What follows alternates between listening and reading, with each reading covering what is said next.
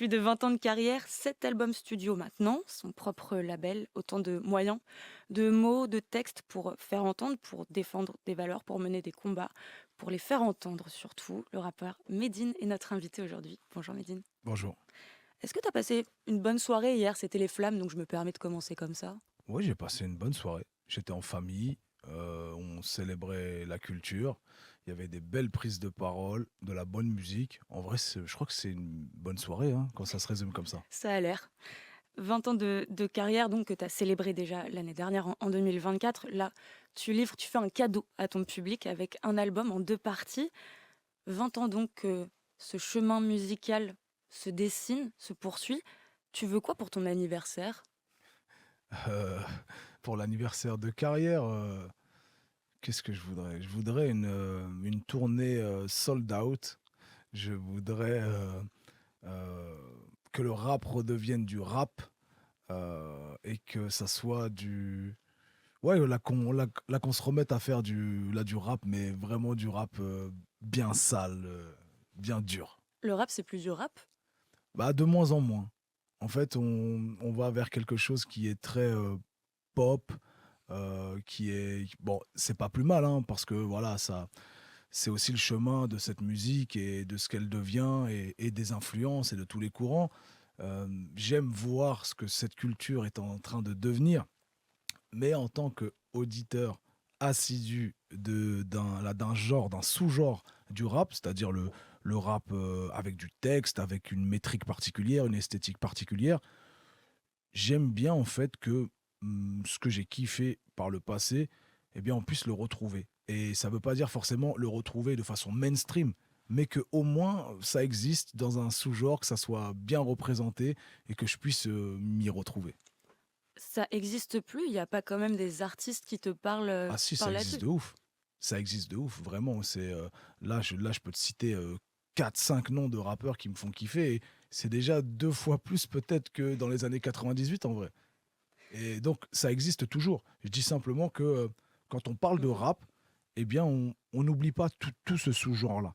Et qu'on arrête peut-être de mettre dans le rap, euh, enfin, que ça soit un espèce de fourre-tout, quoi, au final, et qu'il n'y ait plus d'identité. Justement, le rap, c'est devenu le genre musical plus écouté en France. C'est une musique, c'est un genre qui est devenu complètement mainstream, justement fourre-tout.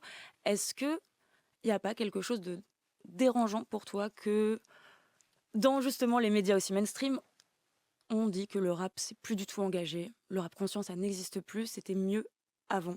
Est-ce que c'est un raccourci qui justement est pas parfois politique lui aussi? Ouais, il y a plein de choses là-dedans. En fait, c'est d'abord la perception que l'industrie musicale a de cette musique et de ce qu'elle doit être. Et comment est qualifiée cette musique. Souvent, on parle de Culture urbaine. culture urbaine, exactement, de musique urbaine, etc. Donc, c'est ces mots valises qui permettent de mettre tous les sous-genres à l'intérieur. Bah, en fait, ça me va pas. Ça enlève tout le particularisme de cette musique. Cette musique a plein de courants, a plein de sensibilités. Et comme les êtres humains, comme nous tous, on est dans une époque, ok, où tout est polarisé, où on veut absolument des informations claires et on ne veut pas de nuances. Là, en l'occurrence, on est vraiment dans cette dynamique-là concernant le rap, où on essaie vraiment de l'orienter vers uniquement l'un de ces sous-genres qui est festif, qui est dansant, qui est ambiançant. C'est l'un de ces sous-genres. Je dis pas que c'est pas ça, qu'il faut pas continuer à aller vers ou du moins promotionner ce courant-là, mais je dis que le rap, ça n'est pas que ça. Et il y a plein de sous-genres et il faut bien les représenter. Ces sous-genres qui sont invisibilisés parfois, mais toi, t'es toujours resté fidèle, tes mots, ils ont toujours servi les mêmes causes, ton expression, ta sensibilité, ça reste la même 20 ans plus tard. Ton dernier album, l'importance des mots d'ailleurs, s'appelle Stentor, ça va sortir en deux parties, En deux deux actes, actes, ouais. théâtralité Ouais, oblige. ouais, ben j'ai pris goût au théâtre avec une tournée acoustique. Je sors d'une tournée acoustique de 20 dates où j'ai fait quelques théâtres et je découvre le théâtre à 40 ans parce que sur le tard, enfin c'était pas ma culture de base et je découvre et je me rends compte que c'est l'un des derniers espaces, de liberté où on peut être pleinement un rappeur, en fait. Mmh mh. Quand je vais au théâtre et que je regarde des pièces, c'est des punchlines de rappeurs que je vois et que j'entends et il y a enfin, cet endroit est permissif. On peut aller vraiment très loin dans, la métaphore, dans l'exagération. Ils vont très loin les théâtres et moi je me dis: «Mais c'est là, en fait, qu'il faut que j'aille». Mais ça ne veut pas dire forcément épouser totalement les codes du théâtre. Je vais y aller avec mon esthétique, ma culture, ma sensibilité et ma musique et j'en ferai quelque chose de nouveau et de différent. Mais oui, donc je sors d'une tournée acoustique et ça a infusé aussi bien dans ma démarche artistique et ce qui fait que, bah, je sors un album en 2 actes. Et tu vas le montrer sur scène, tu y seras aussi en 2 actes. Une première partie de ta tournée, la tournée des Fosses, puis ensuite Ouais, les et tribunes. exactement. Est-ce que c'est s'adresser à 2 publics différents, mais pour dire la même chose? Ouais, c'est un peu ça. C'est un peu ça. Après, c'est pas vraiment différent et c'est assez communicant, mon public. Ce que j'aime, c'est, pardon, quand je vais, dans les théâtres, Mmh mh. je retrouve, mes convaincus qui sont là à 70 et il y a une trentaine de pourcents bah, de profanes, de gens qui soit sont abonnés aux salles et viennent découvrir un spectacle parce que c'est dans leur agenda, soit parce que, ils sont curieux et ils veulent voir ce que ça donne made in en jauge assise dans un théâtre. Stentor, ça veut dire quoi? C'est le nom de ton nouvel album, donc en 2 actes, et qu'est-ce que ça veut dire ce mot? Stentor, c'est un personnage mythologique qui a la puissance vocale de 50 hommes. Euh, c'est sa seule mission. Il vient sur un champ de bataille et il délivre des messages. Donc cette figure m'a beaucoup inspiré et ça vient d'un proverbe en fait, d'un proverbe français qui dit avoir une voix de stentor. Une voix de stentor, c'est une voix qui porte au-delà de ce qui prétend, au-delà de son auditoire premier en tout cas. Et ça m'inspire beaucoup parce que j'ai vraiment l'impression d'avoir cette place dans le rap français. Je suis à cet endroit où je suis là d'abord pour faire de la culture, du rap, de la poésie, et que ma poésie m'échappe, me dépasse et va sur le sociétal, dépasse les frontières de cette musique. Je ne suis écouté pas que par des auditeurs de rap aujourd'hui. Il y a des militants, il y a des universitaires, des gens qui se retrouvent dans mes textes au-delà même de l'esthétique du rap. Ta voix de Stentor, est-ce que tu en as toujours été convaincu que c'est la tienne? On a voulu te faire dire beaucoup de choses, on aime te faire dire beaucoup de choses, mais cette voix-là, est-ce que tu as toujours eu conscience que tu la portes en toi? En vrai, je l'ai toujours souhaité cette Mmh. voix. Depuis toujours, dès que j'ai commencé à rapper, je voulais être, audible au-delà des frontières du rap. Donc je vais pas me plaindre en fait des conséquences de ce que j'ai provoqué moi-même et de ce que j'ai toujours souhaité. Maintenant, il s'agit, d'assumer, Mmh mh. de ne pas se trahir, de rester dans une ligne de conduite et de ne pas, faire de la provocation pour de la provocation, d'utiliser cette voix, quand elle me semble pertinente dans certains combats, de visibiliser certains combats qui sont invisibilisés. Voilà, je pense que c'est le rôle de l'artiste en général et moi en particulier, je l'ai toujours souhaité donc je vais pas m'en plaindre en vrai. Tu as prononcé les mots assumer, visibiliser, invisibiliser. Ça fait écho pour moi à la pochette de cet album où tu es donc sur la pochette et ton visage est en partie masqué par, une sorte de masque, de mi-casque de ferraille très travaillé qui cache seulement une partie de ton visage, qui cache ta barbe. Ouais. Pourquoi? Et Alors surtout, pardon, je me permets, est-ce que ça la cache ou est-ce qu'au contraire, ça prétend la cacher, mais au final, c'est pour mieux la mettre en valeur? j'aime bien ce que ça provoque chez toi comme, questionnement parce que c'est exactement ce que je voulais provoquer. Il s'agit pas d'un masque déjà, Mmh. c'est une armure qui protège l'un de nos organes les plus nobles, qui est la langue, qui nous permet d'avoir, la parole, de dialoguer, de discuter, d'envoyer des messages, de fraterniser, de dénoncer aussi. Donc, c'est important dans cette époque de protéger cette parole parce que on est dans une époque de liberté d'expression restreinte où les libertés individuelles sont attaquées, la culture est attaquée. Donc c'est ce que ça symbolise en tout cas dans cette armure. Et puis cette armure s'étend jusqu'en bas de la barbe. l'un de mes attributs, ce par quoi on me connaît, voilà, j'ai plein de sociologies différentes et parmi elles, bah, je suis, membre de la communauté musulmane et c'est une communauté qui aujourd'hui subit, des discriminations, subit, l'islamophobie grandissante et du coup, le fait de non pas de la masquer, mais de la décorer, en fait, ça sublime un peu le fait que, on va pas se résigner. Je ne suis pas dans une posture où je vais m'invisibiliser, me cacher. Au contraire, je vais prendre les attributs qui sont les miens, qui sont critiqués, qui sont dénoncés, et je vais en faire un bijou. Je vais en faire une force et je vais dépasser justement ces attaques-là, voire même les retourner contre l'agresseur. C'est ce à quoi sert cette armure et ce qu'elle symbolise. Les mots ont, je ne t'apprends rien, un poids, un sens extrêmement lourd. Et récemment, dans l'actualité, les commentateurs, pas que les commentateurs, surtout les politiques, se sont mis à avoir une passion pour la sémantique et pour les mots, Oui, j'ai à vu. la, à la faveur d'un drame, d'un crime, d'une. Ce n'est pas D'un un. acte islamophobe, Voilà. Et le justement, terme qu'ils ne veulent pas employer. qu'est-ce que ça fait résonner en toi que d'un coup on s'intéresse aux mots, à leur sens, chose que tu fais depuis le début et que tu promeus depuis le début avec ta musique? Est-ce que À quel point c'est énervant et à quel point ça peut être parfois énervant d'être énervé? Ce qui est énervant surtout, c'est qu'on voit que c'est une technique pour ne pas dénoncer ou alors dénoncer à géométrie variable des actes de racisme et de ne pas les qualifier. Et mal nommer les choses, c'est rajouter au malheur du monde, comme dirait l'autre. Et là, c'est exactement ce dans quoi on se trouve. C'est simplement une façon de, d'invisibiliser une situation qui est grandissante en France, c'est les actes islamophobes. C'est la parole islamophobe, ce par quoi justement passe ou commencent les actes islamophobes. Ça passe par la parole. Et quand on n'arrive même pas à nommer les outils qui nous permettraient de mieux combattre l'islamophobie, c'est que déjà il y a un problème dans cette société. C'est qu'on ne se met même pas d'accord, ou plutôt on tergiverse sur des propos, alors que les faits sont là en fait. Il y a quelqu'un, un fou vraisemblablement, qui est rentré dans une mosquée, qui a poignardé un musulman et qui a insulté sa foi. Les faits sont là, en fait. Il y a même pas besoin de les qualifier juridiquement, intellectuellement ou quoi. Les faits sont devant nous. Et le temps que l'on perd à faire de la sémantique, c'est le temps que l'on ne prend pas pour mieux lutter contre les actes islamophobes.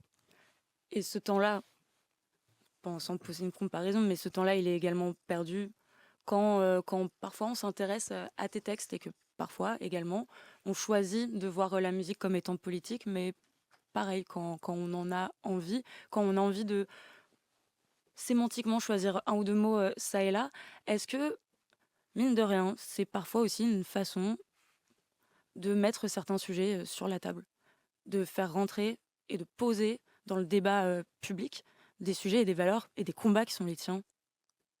Le fait qu'on utilise certains de, Pas là, de certains mes de tes mots, textes, mais qu'on va s'attarder sur, qu'on a envie de provoquer la polémique.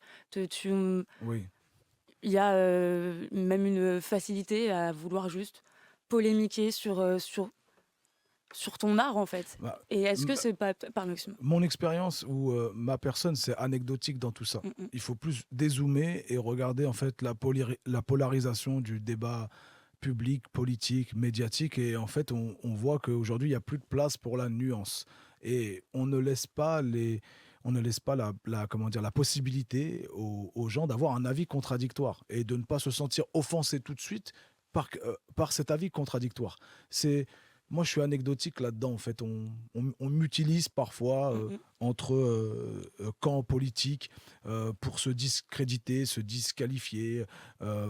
Et tout ça, en fait, au final, ça participe, je pense, à, à, à la à cette bordélisation, là, Mm. comme ils disent, de la société, où on n'est plus dans le fond des sujets. Actuellement, il y a des situations dramatiques en termes de justice sociale, en termes de politique internationale, et on en est vraiment à se discréditer sur de la sémantique, où toi, tu es à 3 poignées de main d'un tel, où lui, il a dit un mot de dérapage en 1982, même s'il est revenu dessus, on va pas regarder ses excuses et on va plutôt essayer de te discréditer. Je suis une anecdote là-dedans, dans un débat où c'est devenu une foire d'empoigne. Je le regrette et il faut essayer de trouver la lumière là-dedans. J'espère, en tant qu'artiste, être un peu un éclaireur. Voilà. Parfois, je prends la foudre un peu avant tout le monde.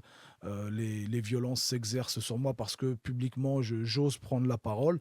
Mais derrière, on voit que cette violence ou cette discrimination que moi je vis, elle est vécue par d'autres populations qui vont des quartiers populaires, mais aussi des écologistes, des femmes de façon générale. Donc je suis simplement un espèce de paratonnerre qui prend la foudre quelques secondes avant la population. Et puis si ça peut avertir que la foudre en fait est tombée là, eh bien ça peut sauver quelques personnes, j'espère. Parce que tu oses et parce que tu es le stentor là-dedans, dans ce paysage-là.